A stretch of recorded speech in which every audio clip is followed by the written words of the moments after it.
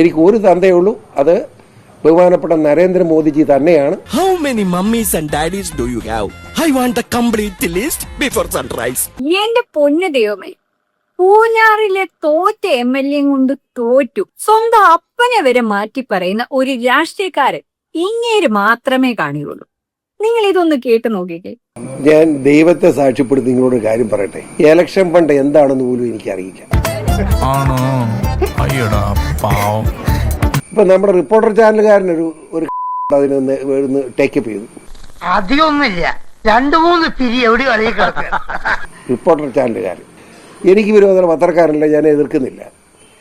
പക്ഷെ അവർ എന്നോട് ചോദിച്ചു വളരെ വ്യക്തമായിട്ട് കാര്യം പറഞ്ഞു. ഞാൻ എരുമേലി വിളിച്ച് ഇങ്ങനെ പറഞ്ഞത് സത്യമാണ്, പക്ഷെ അത്രയും പണം കിട്ടിയിട്ടില്ല. 100 രൂപ പോലും ചെലവഴിച്ചതിനെ കണക്കെന്നെ കൊണ്ട് കാണിച്ചു. ഒരു പൈസ പോലും ആരും നഷ്ടപ്പെട്ടിട്ടില്ല, കട്ടിട്ടില്ല. ഒരാൾക്കെങ്കിലും ഒരു നയാ പൈസ ഞാൻ കൊടുത്തതായി ഞാൻ പറഞ്ഞിട്ട് കൊടുത്തതായി തെളിയിക്കാമെങ്കിൽ ഞാൻ ശിക്ഷിച്ചോന്ന് പറയുന്നില്ല, ഞാൻ ആത്മഹത്യ ചെയ്തേക്കാം. അത് ചെയ്യാൻ പറ്റുമല്ലോ.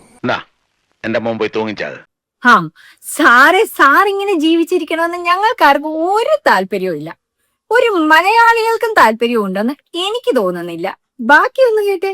ഇപ്പം എനിക്ക് ഇനി പാർട്ടി മാറുന്ന പ്രശ്നം ഉദിക്കുന്നില്ല, ചിന്തിക്ക് പോലും വേണ്ടാരും.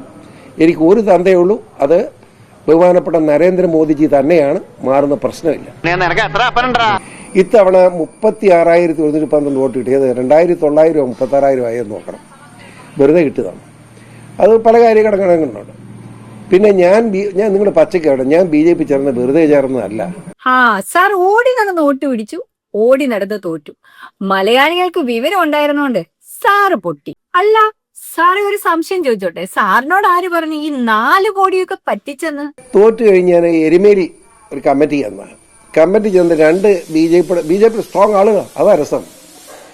അമ്മാരെന്നോട് പറഞ്ഞു 4.5 കോടി 4 കോടി 45 ലക്ഷം രൂപ കിട്ടുക. ഇതെല്ലാം കൂടെ എവിടെ പോയി, എന്ത് ചെയ്തു, മറിച്ചത് ചൂടാക്കി. നിങ്ങളുടെ അഭിപ്രായം എന്താണ് സാറിന്റെ ഈ വാക്കുമാറ്റലിനെ കുറിച്ചൊക്കെ? നിങ്ങൾ എന്താണ് പറയുന്നത്?